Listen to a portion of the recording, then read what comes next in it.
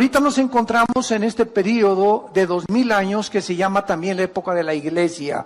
Son 2000 años aproximadamente que están a punto ya de terminar.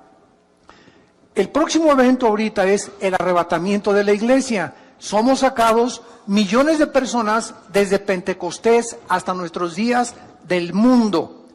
Porque en el arrebatamiento no se van a ir los santos antes de la cruz. O sea, de Adán hasta la cruz de Cristo son los santos del Antiguo Testamento. Ellos van a resucitar hasta después en la segunda venida de Cristo. Entonces, en el arrebatamiento es del Pentecostés, Hechos capítulo 2, hasta que Jesús venga por nosotros, solamente los que estamos en Cristo. El arrebatamiento es para la iglesia. La iglesia no existía en el Antiguo Testamento. Síganme con mucho cuidado. Entonces, en el arrebatamiento la iglesia es arrebatada o sacada del mundo, y después del arrebatamiento sigue un periodo de 7 años que se conoce como la 70 semana de Daniel. Daniel 9, 24 al 27 se profetizó que la última semana o los últimos 7 años Dios terminaría o culminaría su programa con Israel. Al terminar la tribulación o los 7 años de la gran tribulación, bajamos con Cristo a establecer el reino milenial de 1000 años. Y cuando terminen los 1000 años, que son casi se llaman las vacaciones del cristiano, es el juicio del gran trono blanco. Y en el gran trono blanco van a resucitar todos los espíritus que se encuentran en el Hades. ¿Qué es el Hades? La prisión interna en el centro de la tierra, donde se encuentran todas las almas, desde Adán hasta nuestros días, que no van a tener la salvación.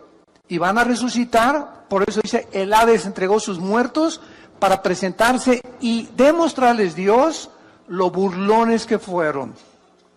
Porque ahorita existe un espíritu de burla, de comentarios tontos de gente, que Dios es esto, que la religión es esto, gente ignorante, que no tiene ni siquiera idea, ni la conciencia que el día de mañana vas a morir. Y que el día que tú te mueras, no importa cuánto te burles y cuánto desprecies las palabras de Jesucristo, te enfrentarás al juicio final. Es como cuando Blaise Pascal, el gran físico matemático francés, cristiano, una eminencia todavía en la física, tuvo un debate con un ateo. Y el ateo le dijo a Blaise Pascal, ¿sabes una cosa? Para mí, después de la muerte, no existe nada. No hay ni infierno, ni cielo, ahí se acabó la existencia. Y Pascal le dijo, pues sabes una cosa, que yo opino lo contrario a ti. Un hombre llamado Jesucristo vino y murió en una cruz y resucitó de los muertos, y la resurrección de Jesucristo transformó el imperio romano. Pero déjame decirte una cosa, le dice Pascal al ateo, ya sea que si tú tienes razón, yo no pierdo nada. Pero si yo tengo razón y Jesús realmente resucitó de los muertos, ¿qué amolada te vas a llevar? Así que pues de todas maneras, ¿verdad? Si no es cierto no perdimos nada, pero si es verdad, entonces aquellos que se burlaron y que persiguieron y que despreciaron completamente el mensaje de Jesús, no tendrán oportunidad de arrepentirse por haber vivido vidas tan orgullosas, tan vanas, tan burlonas y tan despreciativas al mensaje de la palabra de Dios. Muy bien, este juicio, como acabamos de mencionar, se llama el juicio del gran trono blanco y es el evento final antes de que entremos a la eternidad. Acabando este juicio, ya estuvimos 1000 años aquí en el mundo, viene el juicio, son lanzados al lago de fuego, y de ahí entra Apocalipsis 21 y Apocalipsis 22, que se llama la eternidad. Todavía en el milenio, o sea, en los 1000 años que vamos a tener aquí con Jesucristo en la tierra, va a haber pecado. Todavía en el milenio va a haber muerte. Dice Isaías 65 que el pecador de 100 años será maldecido. Y vamos a vivir 1000 años, que es el mismo periodo de tiempo que se nos dio antes del diluvio universal. Por ejemplo, Matusalén vivió 969 años, que es la persona que más tiempo se le ha extendido la vida, pero Noé a los 500 años, ¿verdad?, comenzó a tener hijos. Entonces todo ese lapso de tiempo y de vida se detuvo después del diluvio por la maldad humana. Si con los 80 años que Dios nos da de vida, 70 años, miren nada más a dónde hemos llevado el mundo. Estamos al borde de una tercera guerra mundial. Imagínense que se nos dieran 500 años, ya nos hubiéramos acabado desde hace muchos siglos. Entonces, el hecho que Dios haya reducido el lapso de la vida humana fue un acto de la misericordia de Dios para poder perpetuar más la vida de los seres humanos. Muy bien, vamos a ver en primer lugar, en este juicio, quiénes van a ser los participantes. Dice el versículo 11, vi un gran trono blanco y al que estaba sentado en él, de delante del cual huyeron la tierra y el cielo, y ningún lugar se encontró para ellos. Y el versículo 12, dice la Biblia que el apóstol Juan vio. ¿A quiénes vio? A los muertos, grandes y pequeños. Esto no se habla los que medían 1,90 de estatura y los que medían 1,50 de estatura. Aquí no tiene que ver la estatura. Grandes y pequeños se refiere a las clases sociales, reyes, príncipes de la realeza, los peroration, como decimos en México, ¿verdad? Y también los indígenas y las de las clases más bajas, porque tanto los que están hasta arriba como los que están hasta abajo, muchos de ellos rechazaron a Jesús. Entonces Juan vio que estaban todos ellos, y vean ustedes lo que dice, de pie ante Dios. Entonces, en este juicio vamos a ver que en primer lugar estarán todas aquellas personas que rechazaron el Evangelio de Jesucristo. Si vemos rápidamente en Juan capítulo 5, versículo 25 en adelante, que Jesús dijo cuando estaba en el mundo, de cierto les digo, viene la hora, y ahora es, cuando los muertos oirán la voz del Hijo de Dios, y los que la oyeren vivirán. Porque como el Padre tiene vida en sí mismo, así también ha dado al Hijo el tener vida en sí mismo. Y también le dio autoridad de hacer juicio, por cuanto es el Hijo del Hombre. En este juicio estará aquel que hace 2000 años murió en una cruz, en medio de dos ladrones, en medio de las burlas de la gente, en medio de las burlas de los griegos, de los filósofos, en medio de las burlas de los religiosos, en medio de todo ese cúmulo de personas que él había sanado, había librado de los demonios, y sin embargo, esos que 8 días antes le dijeron, Hosana el que viene en el nombre del Hijo de David. En el Domingo de Ramos, 8 días después, le estaban poniendo clavos en las manos. Entonces, Jesús se estará en este juicio, y entonces Él será, ¿verdad?, el testigo más grande en el universo de que las personas que van a ser llamadas a enfrentarse a este juicio no tendrán la oportunidad, porque están, dice la Biblia, de pie. Aquí ya nadie se va a hincar, aquí ya nadie tendrá la oportunidad de decirle, Señor, ten misericordia, perdóname, ahora sí, Jesucito lindo, mi dulce compañía en el Padre, ya no podrás sacar tu estapita de San Judas Tadeo tampoco, ni de San Cristóbal, no vas a poder invocar a la monja, ni al Papa, ni a Abraham, ni a nadie, será demasiado tarde. En este juicio no hay gracia, en este juicio no hay misericordia, en este juicio se terminó completamente la bondad que Dios ha manifestado, y por eso se llama la época que vivimos, la época de gracia. Porque es la oportunidad que Dios nos da de venir a la cruz. No es cuando nosotros querramos, es cuando oyes su voz, no te endurezcas. Esta es la tragedia del ser humano. Pues yo me voy a convertir cuando tenga 40 años. O después de que ya tenga los 5 millones que estoy tratando de tener en mi negocio, voy a ir a la iglesia. O tal vez cuando vaya en la ambulancia y ahí en la camilla le diga, Jesucito, perdóname de todos mis pecados. O cuando ya esté en el quirófano y antes de que me intervengan quirúrgicamente, le voy a pedir perdón a Dios. Dice la Biblia, Dios no puede ser burlado. Es cuando Él te habla, como en estos tiempos que es la Biblia la que te está hablando a través del Espíritu Santo, es cuando tú debes de responder. Y cuando la Biblia te usa la palabra de Dios para llamarte al arrepentimiento y tú no lo haces y lo dejas para en la tarde, o lo dejas para mañana, o lo voy a pensar dentro de 4 o 5 días, la Biblia dice que el corazón se endurece. Y llega un momento en que estás tan endurecido en tu corazón que ya la palabra de Dios no tiene efecto en tu vida ni en tu alma. Y es completamente irregular que tú puedas pensar, o estás completamente equivocado que te puedes arrepentir. Cuando oigas su voz, no lo rechaces, no te endurezcas, porque el corazón se endurece muy fácilmente. En este juicio entonces van a estar los no creyentes. Nosotros no vamos a estar ahí. ¿Por qué? Porque nosotros, cuando recibimos a Jesucristo como Salvador y Señor, Él en la cruz ya pagó ¿qué cosa? Pagó la culpa que nosotros ya no tenemos que pagar. Esto es por eso se llama la época de la gracia. El justo muere por los injustos. El santo muere por los pecadores. Y en esa cruz Dios quiere demostrarte que de tal manera te ama que a su hijo no lo perdonó. Casi 2000 años antes de la cruz había un hombre llamado Abraham. Y llegó al monte Moriah, que es el mismo monte donde murió Jesús. Y Dios le dijo, Abraham, dame a tu hijo Isaac. Y cuando Abraham levantó el cuchillo para matar a Isaac, se oyó una voz que decía, ahora veo que temes a Dios, por cuanto no me negaste entregarme a tu hijo. Y 2000 años después de Abraham, cuando Cristo muere por nosotros, podemos nosotros decir ahora veo, Señor, cuánto me amas, porque no negaste entregarme a tu hijo.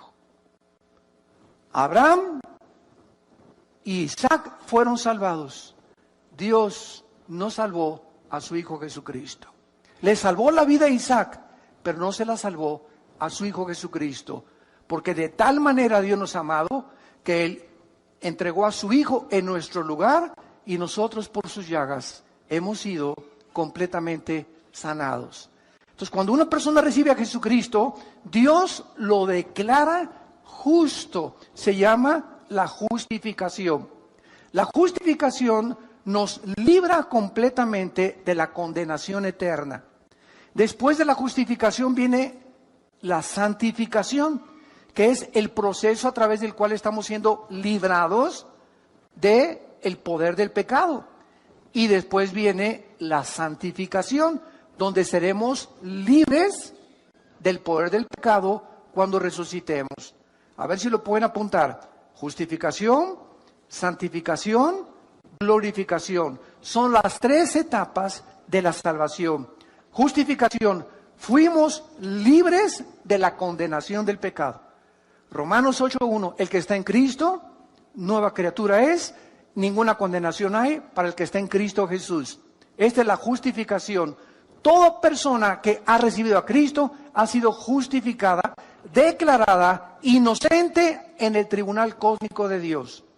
Mientras viene Cristo, estamos siendo librados porque el pecado no fue erradicado de nosotros. Ahí está todavía entre nosotros el pecado, pero ya no tenemos la culpa cuando sí el juicio de pagar por ellos. Estamos siendo ahorita santificados o siendo libres de ese poder que ahora descubrimos y la maldad que hay en nosotros a través de nuestra comunión diaria y de nuestro contacto con la palabra de Dios.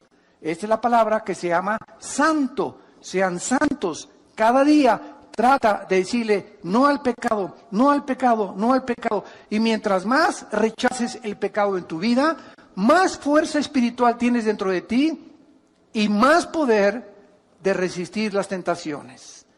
Todos aquellos que, pues ya caí otra vez en la tentación de la pornografía, y ya caí en la tentación del adulterio, y ya me acosté con mi novia y con mi novio, y ya otra vez volví a prender el cigarro, y ya me estoy emborrachando otra vez. ¿Por qué esa gente dice, ya volví a caer? Simplemente ve la semana pasada las 3 semanas anteriores o el mes antes a que tú has caído, ¿cómo estuvo tu relación con Dios? Dejamos de hacer contacto con la Biblia, dejamos de asistir a la iglesia, dejamos de ir a los estudios bíblicos, comenzamos a debilitarnos interiormente.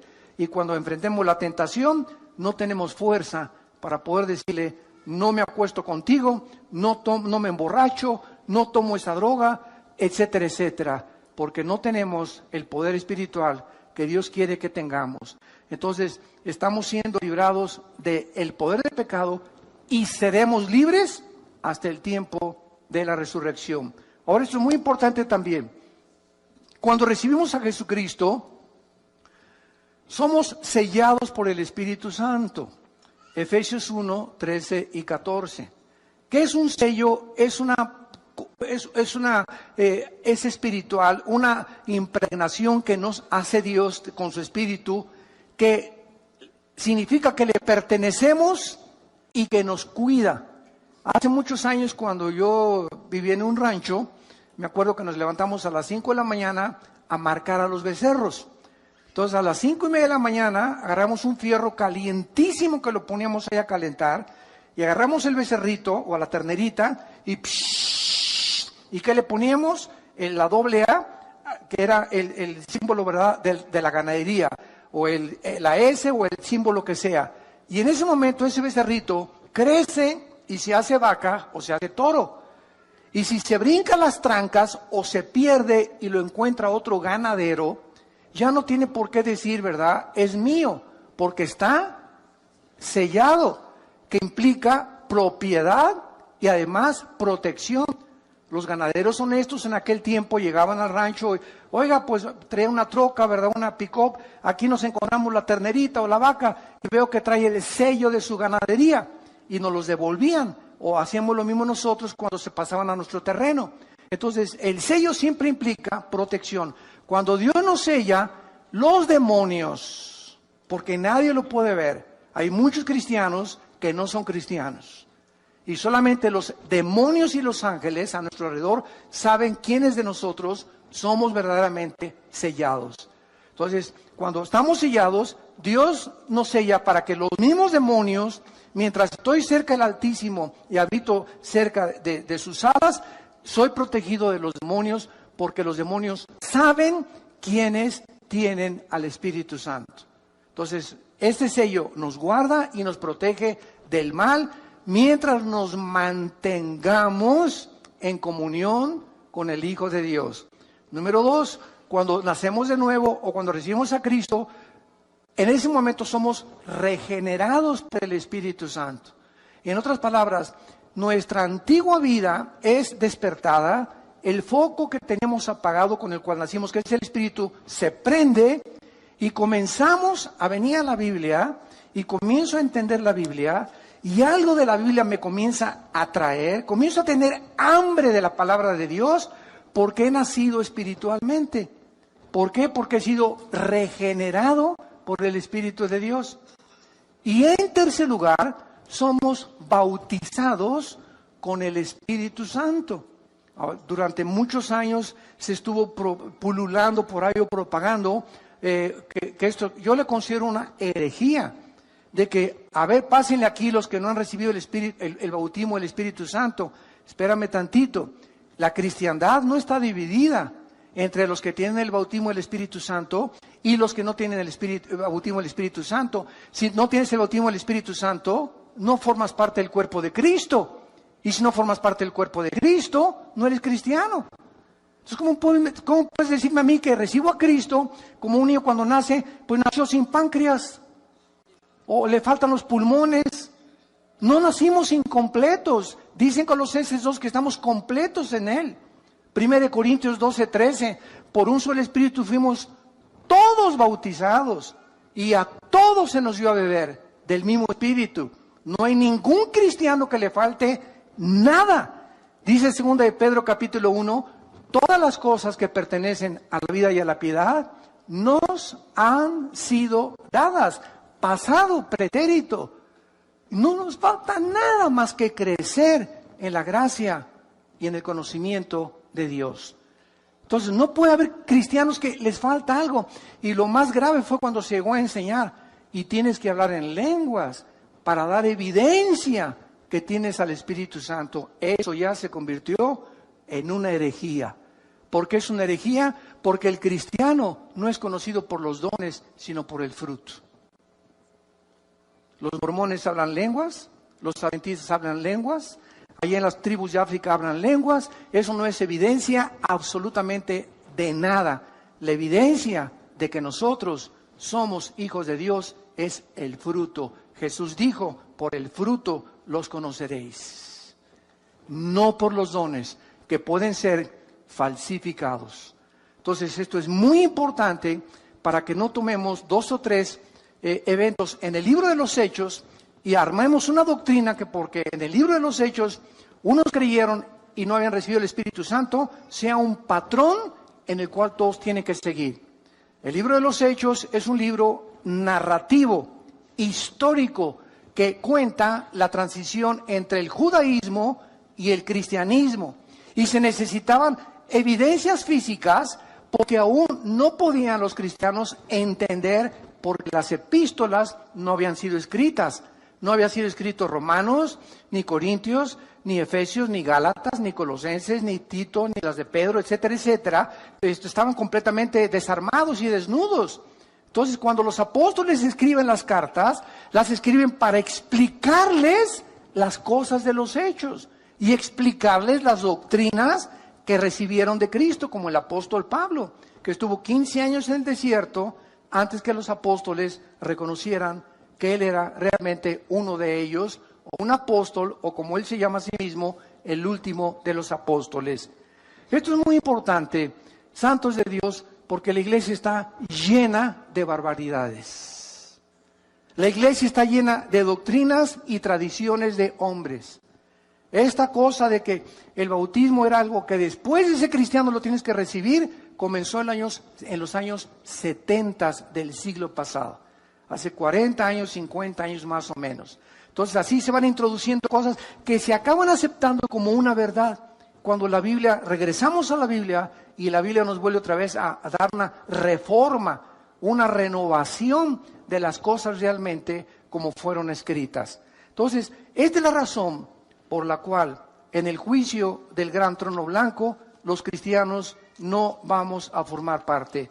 Ya fuimos sellados, bautizados, regenerados y la unción la tenemos dentro de nosotros. Finalmente, ¿qué significa la palabra cristiano? Como una vez me preguntaron en una entrevista por televisión, ¿usted por qué no cree en el bautismo del Espíritu Santo? Si no lo creyera, no fuera cristiano. ¿Por qué? Porque dice 1 Juan capítulo 2, 21 en adelante, que la unción, ¿qué es la unción? El Espíritu Santo. ¿Sabe lo que significa la palabra cristianos o cristiano? Cristos, ungido. Anos, pequeño. ¿Quién es un cristiano? Una persona pequeña, ungida. Una persona que no importa el color de su piel, lo alto, lo grande, la condición cultural, es una persona que tiene la presencia del Espíritu Santo.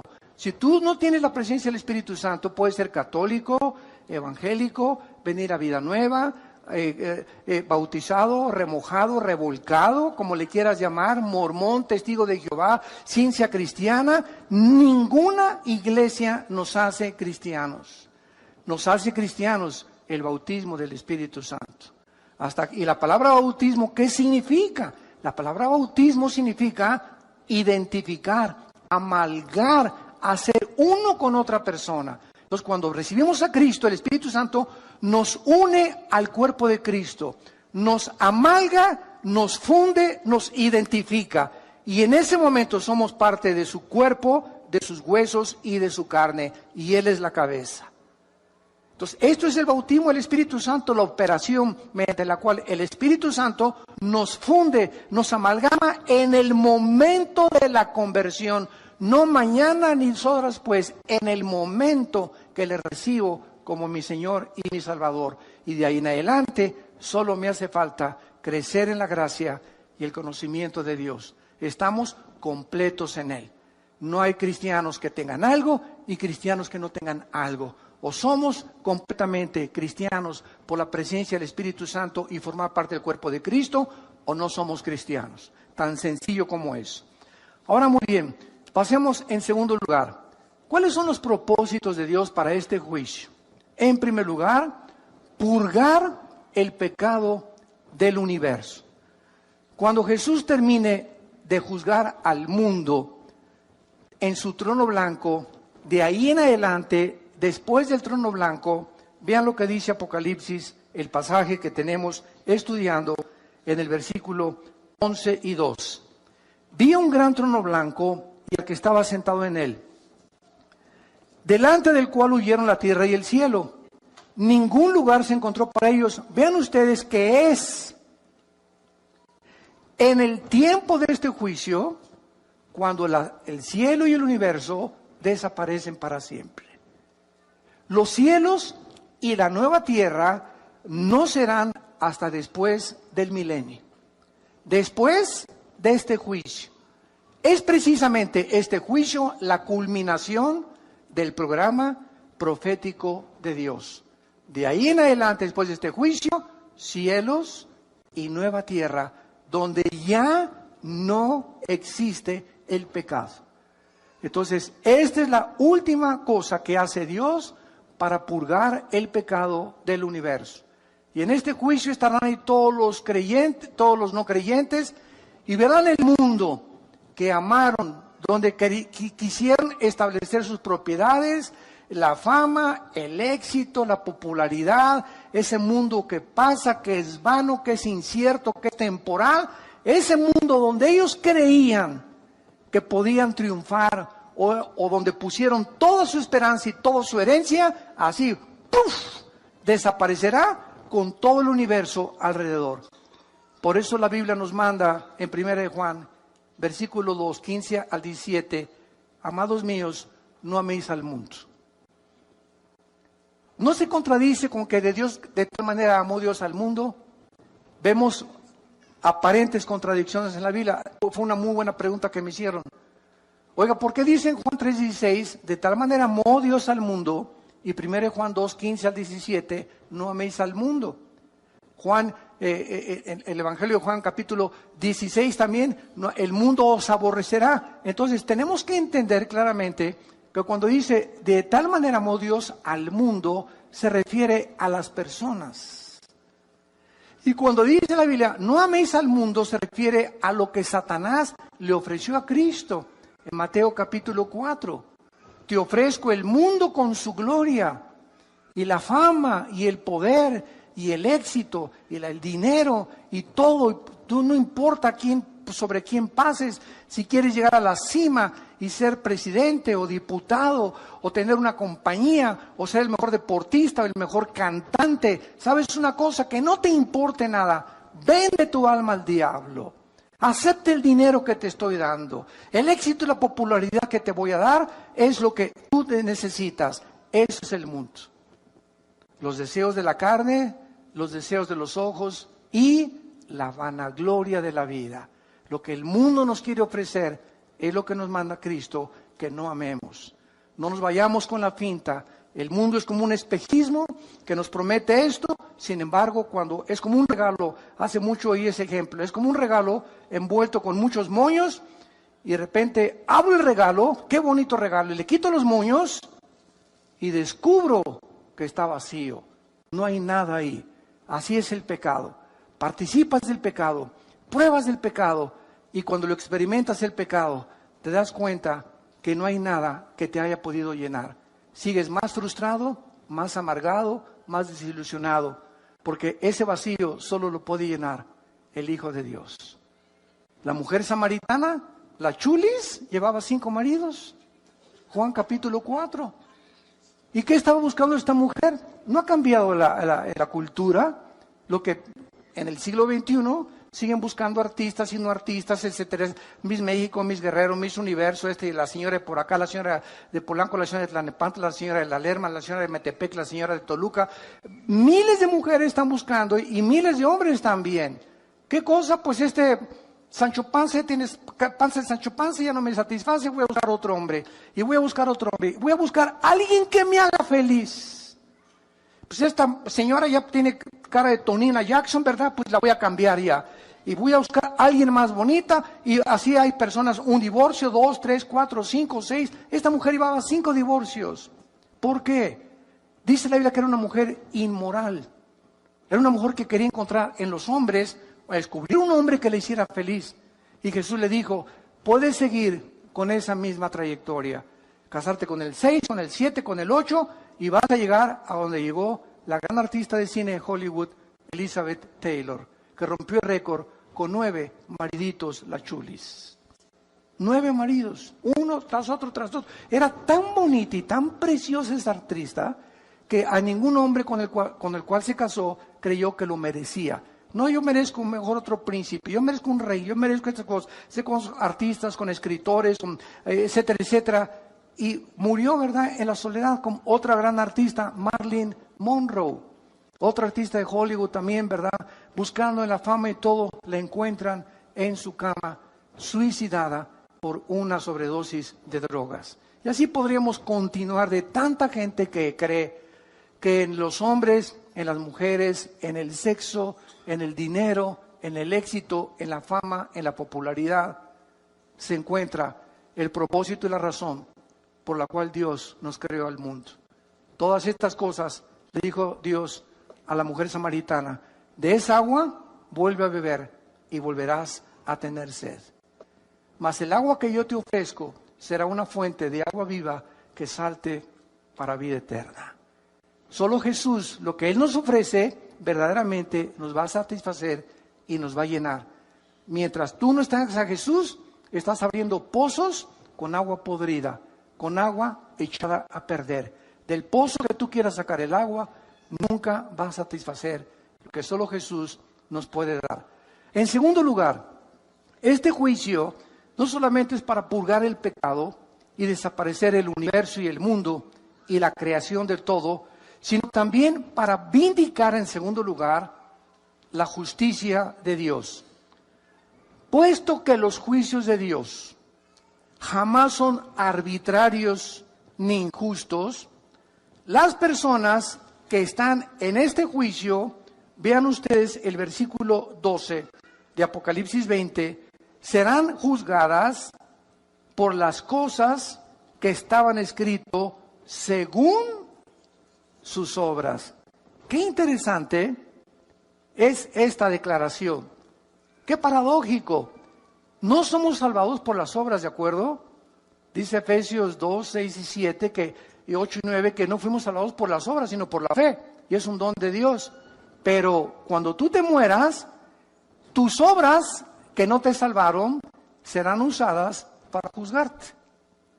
Qué irónico. Mientras somos salvados no son por las obras, pero cuando mueras, las mismas obras que no te pudieron salvar serán usadas para tu juicio final.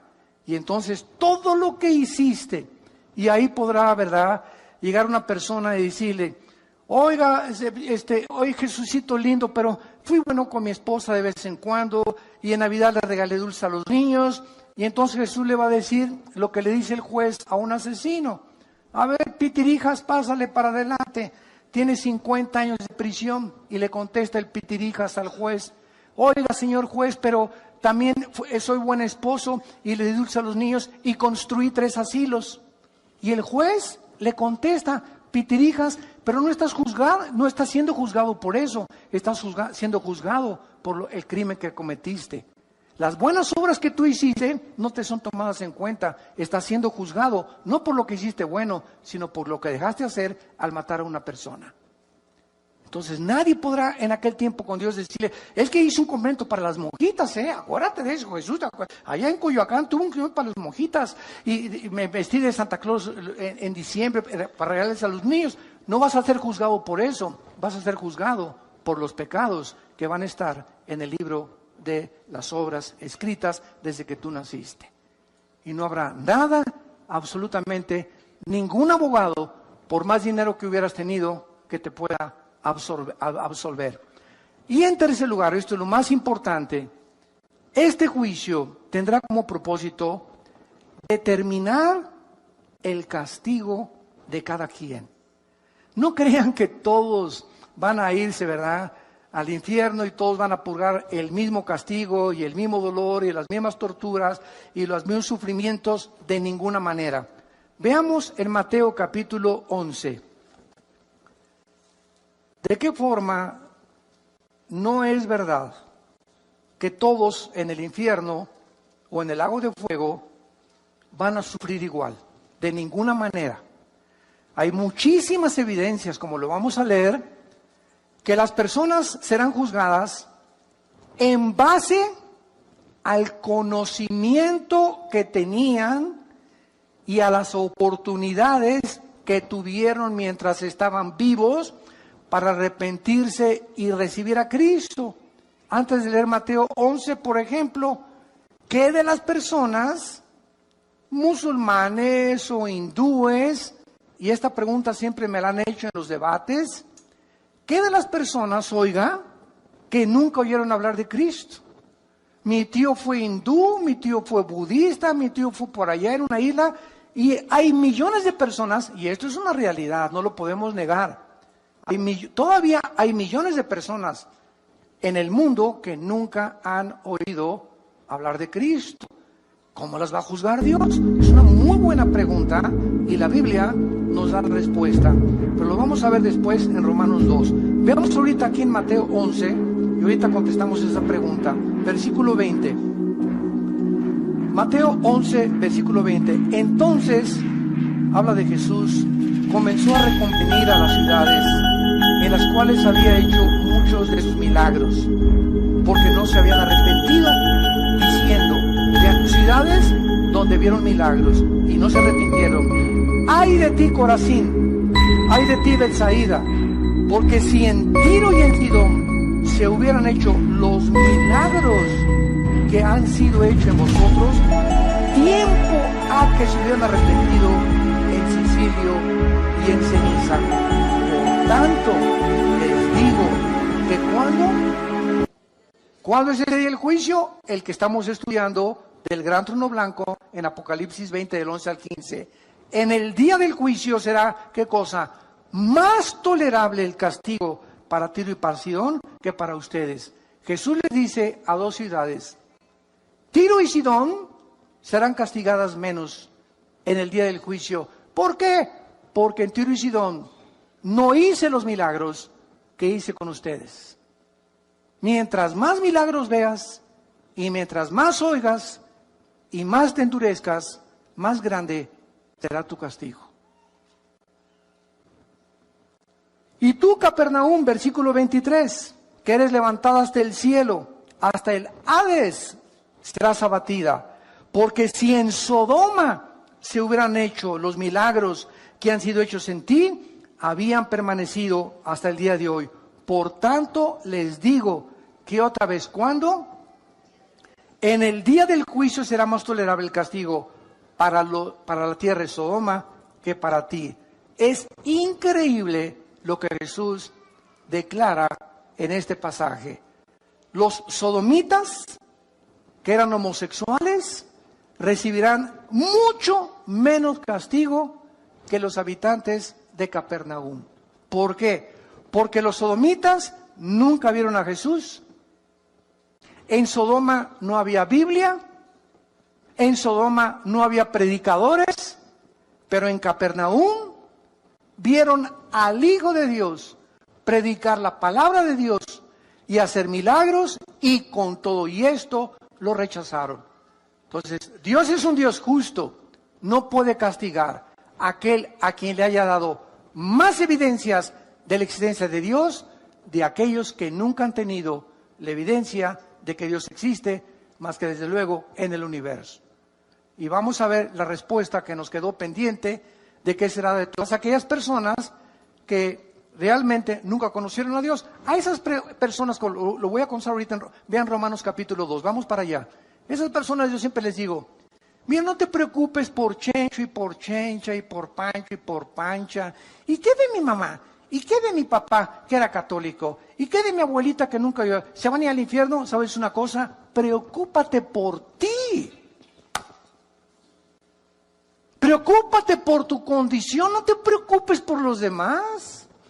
Dios es un Dios justo y sabio. Él no va a juzgar ni a castigar a nadie que no lo merezca.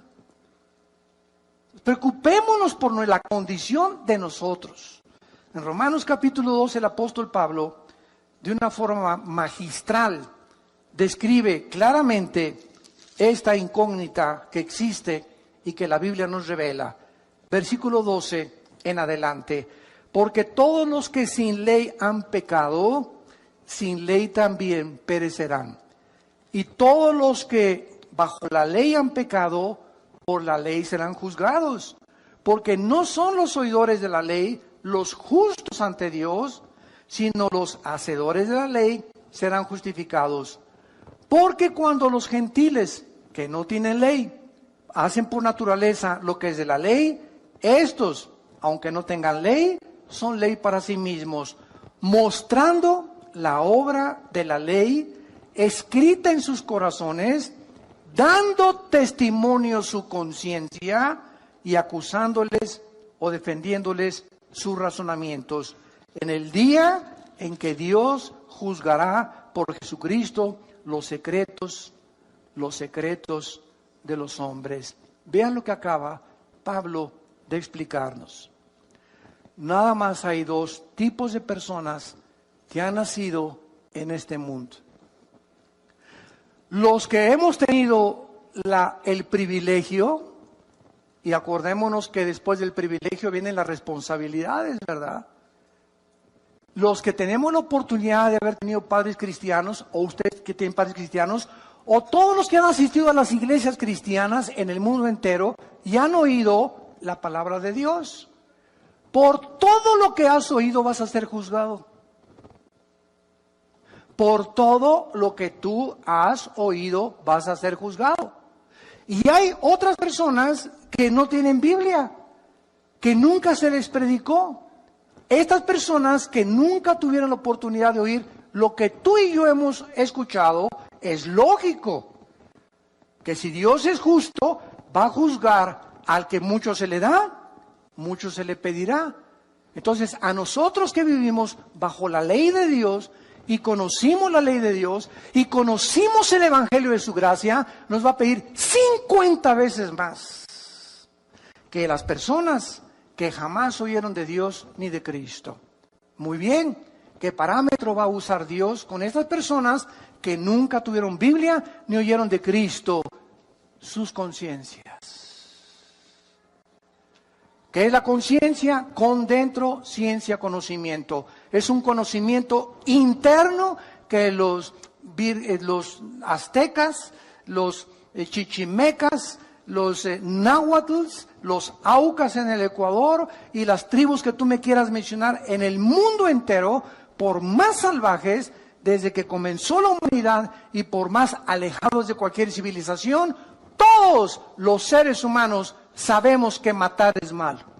En cualquier tribu de salvajes sabemos que una muchacha no se la robas a la otra familia, ni violas a una muchacha sin que te cueste, como las tribus en Estados Unidos mataban a los que se llevaban a las muchachas, y nunca las tribus africanas entregan a sus hijas que no son vírgenes al matrimonio.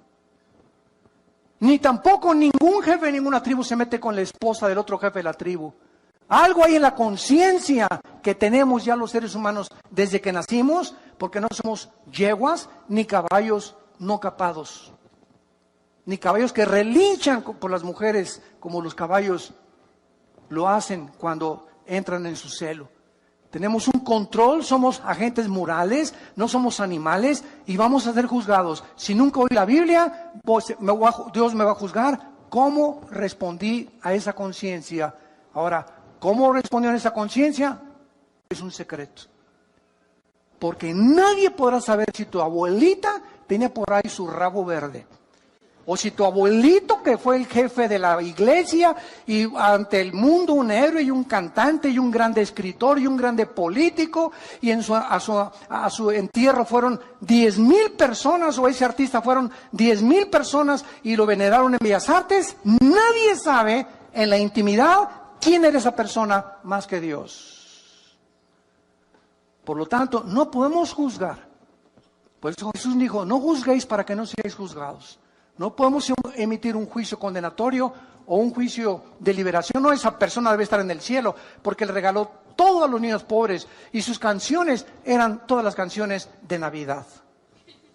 No podemos tener ese concepto. Por eso dice, los secretos.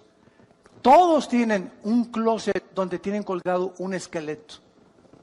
Y la vida privada de las personas, si es hecha pública, la mayor parte de los seres humanos nos avergonzaríamos de ver nuestra vida privada. Pero cuando venimos a Cristo, ya no puede existir esa vida privada.